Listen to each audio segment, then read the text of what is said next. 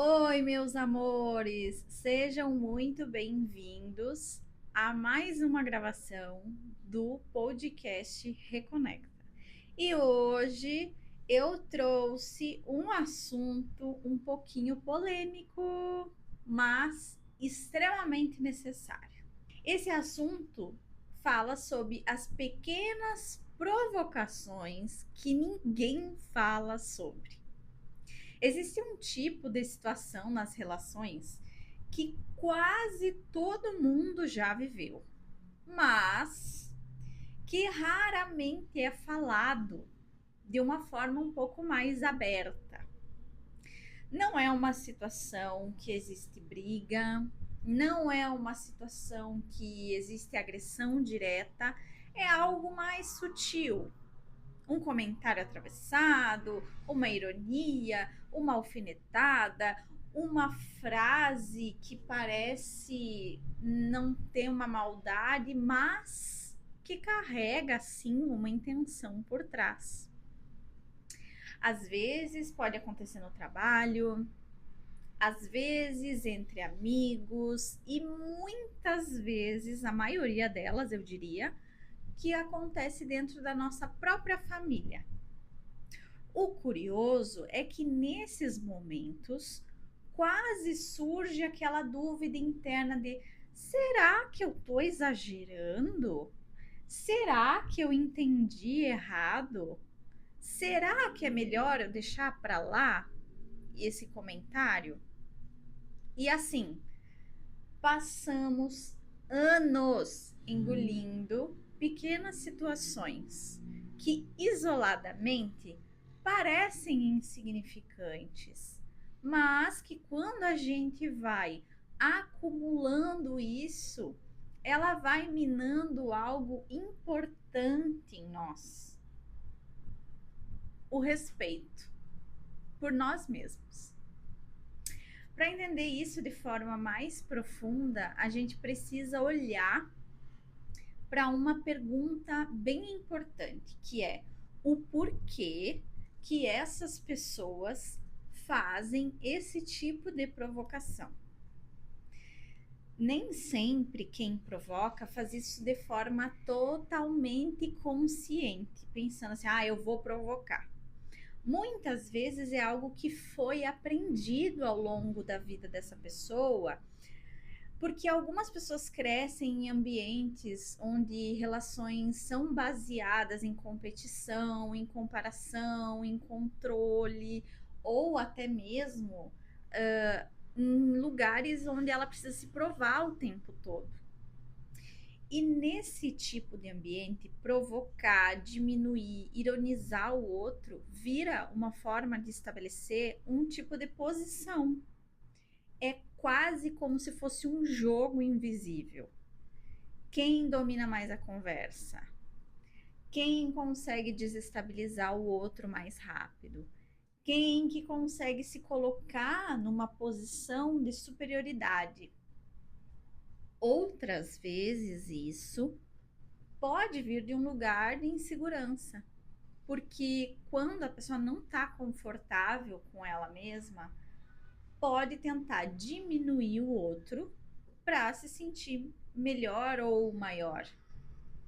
E muitas dessas atitudes aparecem de forma disfarçada, em tom de brincadeira, em comentários inocentes, em pequenas ironias, e justamente por serem muito sutis que criam essa confusão emocional em quem está recebendo ela.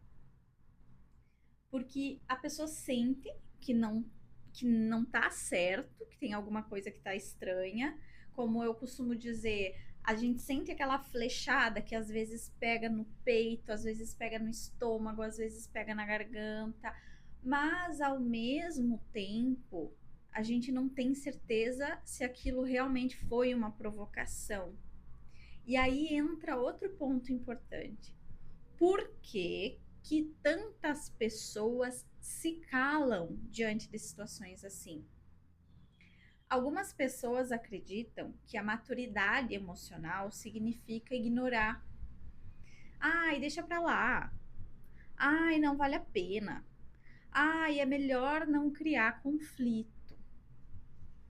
Claro, existem situações em que realmente não vale a pena entrar nesse confronto. Mas o problema maior é quando isso vira um padrão, quando o normal é se calar.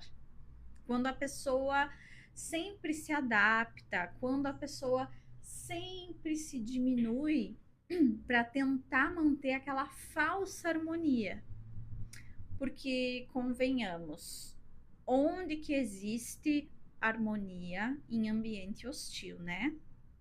Mas enfim, com o tempo começa a acontecer dentro dela um movimento. Ela vai se afastando da própria verdade, ela vai perdendo a espontaneidade, ela vai acumulando alguns incômodos e muitas vezes começa a sentir algo difícil de explicar.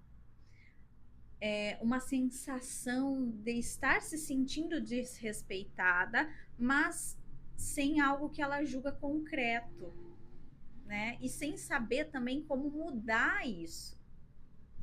E a verdade é que muitas dessas dinâmicas continuam existindo porque existe essa participação inconsciente. Não porque alguém quer participar disso, né, de situações assim, mas porque nunca aprendeu a lidar de forma melhor ou mais ajustada a essa situação. E é aí que entra a chave poderosa, que é a presença. Presença não significa você reagir a tudo. Não é isso que eu estou falando. Mas também não significa engolir tudo. A presença, ela significa estar consciente do que está acontecendo ao teu redor e também consciente de si mesmo ao mesmo tempo. Quando você desenvolve esse tipo de consciência, algo interessante acontece.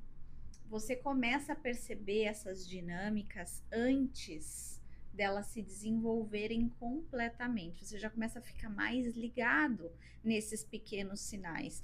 Você percebe aquela pequena ironia, você percebe o comentário atravessado, você percebe a tentativa da pessoa de te colocar num lugar menor. Mas, ao invés de você reagir automaticamente, seja se calando ou atacando, né? Você consegue se manter centrado. E às vezes basta uma coisa muito, muito simples nesse caso, que é não se diminuir. É não entrar no papel que o outro está tentando te colocar. E quando isso acontece, muitos jogos emocionais desse simplesmente perdem a força, porque estes jogos, eles precisam de dois participantes. Essas provocações, elas vivem da nossa reação. Essas dinâmicas de poder, elas vivem da nossa participação. Então, quando alguém encontra uma pessoa que já está consciente de si, muitas vezes acontece que essa provocação ela não encontra aonde se prender e o jogo simplesmente acaba. Não porque o outro mudou, mas porque você saiu dessa dinâmica. E talvez uma das maiores maturidades emocionais não seja aprender a controlar o comportamento dos outros, porque isso quase nunca está nas nossas mãos, quase nunca é possível.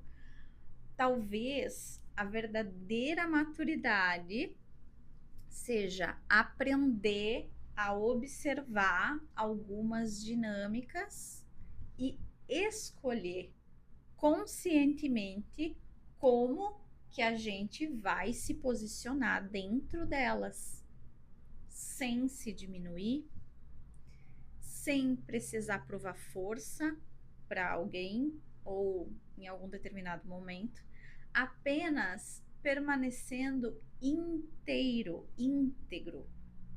Porque no fim das contas, muitas relações acabam revelando algo bem importante. Até onde nós mesmos estamos dispostos a nos respeitar. Obrigada por estar aqui, obrigada por ouvir mais um episódio e seguimos juntos nessa jornada.